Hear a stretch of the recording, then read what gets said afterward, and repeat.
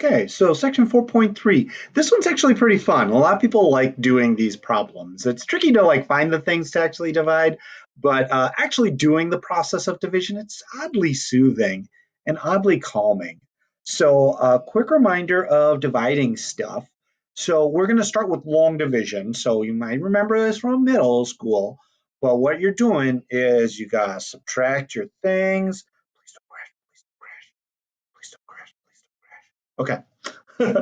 So you got to subtract your things. So you do 24 minus 21, you get 3. And then you drop this 2 all the way down. And so you get 32. And okay, how many times does 21 go into 32? Well, it goes in there one time. So you do your 1 times your 21, you get 21. And then you subtract those 2, and then you get 11. And there's a remainder. So then we write plus a remainder of 11 over 21. Ta-da! Long division. Well, we want to do that idea with polynomials. So we're going to do long division of polynomials. Now, I'm going to make sure you know both long division and you might already remember synthetic division. I want to make sure that you know how to do both because you need to be versed in both because synthetic division doesn't work all the time. So we need to make sure that we know how to do both types of division. But long division first. So I want to do x squared plus 4x minus 5. I want to divide that by x minus 1. Now, you need to figure out, okay, how many times does x minus 1 go into x squared plus 4x, which is a little goofy. All you're looking at is trying to get this first term to match with your next term. So in this case, x squared. So x times what is x squared? Well, x. Now we need to multiply x by x minus 1. Well, that equals x squared minus x. And that's what goes right here, x squared minus x. Okay. Now, the tricky thing that people miss is now we have to subtract. So we want to subtract this whole thing. So x squared minus x, that's 0, that's easy. But then people miss this 4x minus negative x. If you minus a negative, that is a plus. So 4x minus negative x, that is 5x. Now we drop this down, and we get negative 5.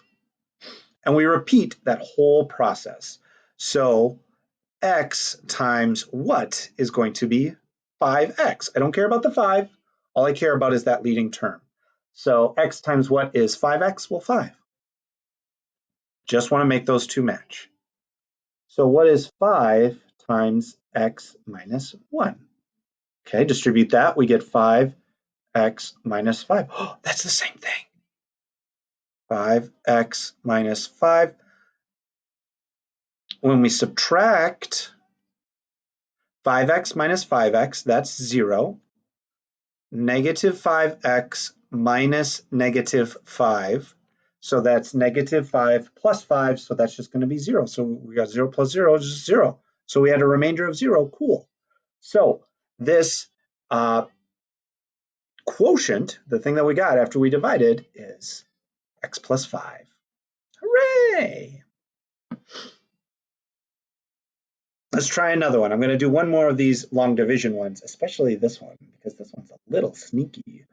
So when I want to do x cubed minus 8, one thing that I need to keep track of is my places. You think of the 2008.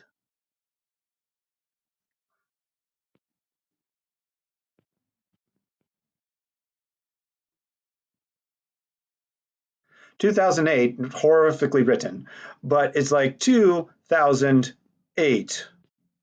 But there's a couple placeholders there that we need to include. We don't just have 2 and the 8, even though 2 and 8 are the only ones that I said out loud. You know 2008, based on that, there's 2 zeros in between the 2 and the 8.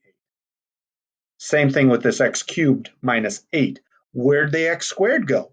Where'd the x go? We need to include those when we're doing long end synthetic division. So when I'm doing this division, I'm going to have my x cubed plus I need to stick on that missing term, that missing x squared. Plus I got to get that missing x term. Then I can do that minus 8. We want to make sure that we've got all of our places, that those exponents count down really nicely. 3, 2, 1, and 0. Okay? If any of those are missing, include them. Get them, stick them in. All right, and then we're going to do x minus 2. That's what I want to divide this thing by. Okay?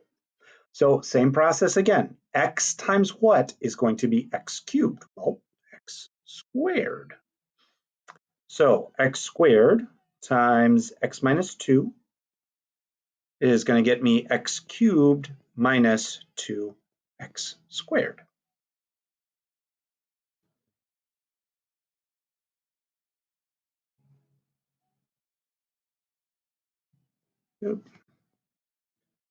Now I got to subtract that whole thing. So x cubed minus x cubed, that's gone. 0 minus negative 2, that's 0 plus 2x squared. All right, drop this 0x and repeat the process.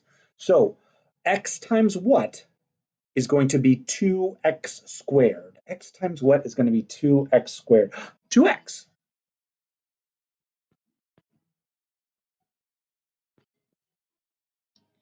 I'm just going to write it out. I'm just going to write out that multiplication. I'm not going to write it to the side this time. So x times 2x, that's 2x squared.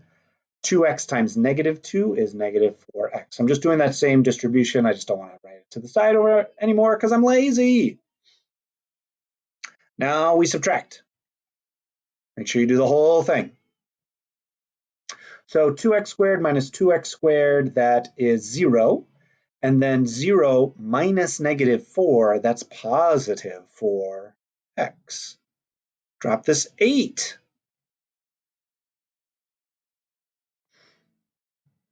All right, x times what is 4x? Oh, it's 4. Multiply x minus 2 by 4, we get 4x minus 8. And when we subtract, we get 0. No remainder again. Oh, great, yay. So there is what happened, what we got after we divided. Nice. Now, that's all fan and dandy, but you know what everybody loves? Synthetic division. So I guess I should show you synthetic division. Huh? It's pretty cool. It's pretty cool. Okay, so with synthetic division, there's a couple things you need to be aware of. One, you need to make sure that this thing right here is a binomial. It just has to have 2 terms in it. And secondly, it has to be a coefficient of 1. If that's not a 1 there, you can't do synthetic division. What you're going to do is you're going to make an upside down dividey thingy, and then you're just going to grab the coefficients. So here we have a 1, so I'm going to write a 1. Here we have a negative 1 because there's a minus in front of that, so I'm going to write negative 1. Then, oh no, where's the x squared? Don't worry, I'm going to write it. Even though I can't see it, I gotta still put the x squared thing. Then we have a negative 2 on our x term, and then a 2 on our final term. Okay, next, over here, we need to put the 0. This is a factor of that I'm trying to divide by, so that's the factor I'm testing. But this, for synthetic division, needs to be the 0 of our function, not the factor. So we have to change the sign when we're hopping from factor to 0. They're basically the same thing, except opposites. All right, so now how do we do synthetic division? Well, you start with the first one. You just drop it like it's hot. Drop it like it's hot. Drop it like it's hot. Then what you need to do is you need to multiply your 0 by the number that you just dropped. So it was 1, so we do 1 times negative 1, and we get negative 1. Cool. Then what you need to do is just add those two numbers together. So -1 plus -1 gets us -2. And now you just keep repeating that until we reach the end. So -1 times -2 is going to be 2. When we add those together, we get 2.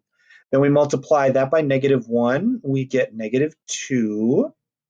Add those together, we get -4. Multiply those together, and we get regular 4. And then we add those two together, and we end up with 6. Double checking that I did all that right. Great. Yeah, I did. So now those are the coefficients for our answer. What we need to do now is take our original degree, 4. We just divided it by a linear. So it went from 4 and went down 1. So now this is our x cubed term. This is our x squared term. Then our regular x term. This is our x to the 0, or our constant. And then finally we have our remainder. So when I write all of this out, I end up with x cubed minus 2x squared plus 2x. I'm just writing the coefficients and the x's in descending order. When I get to that -4x to the 0, it seems weird to write an x to the 0. It's just the constant, so I don't write the x. Plus, then I need my remainder. My remainder is just going to be the 6 divided by the thing I was trying to divide by in the very beginning, this x plus 1. That factor is going to come back. It's just going to go right here, x plus 1. And then we're done. That's our division. We did it. Hooray! So synthetic division and long division, make sure you know how to do both because they're both good methods of division. Synthetic is more popular, but you do need to know how to do long division because there's times where synthetic's not going to work. It's not going to work if our leading coefficient in the thing we're trying to divide by is not 1.